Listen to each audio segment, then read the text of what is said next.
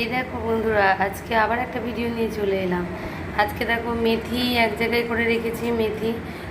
মেথি আমার কমই হয়ে যাচ্ছে। মেথি আর দুটো তোমরা একটু বেশি করে দেবে, আর 2 চামচের মধ্যে দিয়ে দেবে। মেথি নিলাম, দেখো কি কি দিলাম, কালো জিরে দিলাম, মেথি দিলাম, আর পাতা দিলাম, কারি পাতা দিলাম। এই সবগুলোকে নিয়ে আমরা এই মিক্সচারের মধ্যে দেব প্রথমে। এই তেলটাও বানাতে পারো, এই তেলটাও খুব সুন্দর কাজ দেবে। যেটাই তুমি ব্যবহার করো না কেন, কন্টিনিউ যদি মেনটেনেন্স করো সেটাতেই কাজ হবে। এগুলো সবই আমাদের চুলের ক্ষেত্রে খুবই ভালো।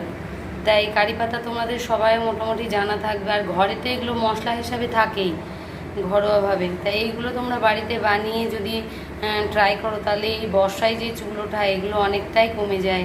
তার সঙ্গে হেনা করলে চুল ওঠা থাকবেই না। দেখো এই মিক্সচারের মধ্যে এগুলোকে দেবো এবার।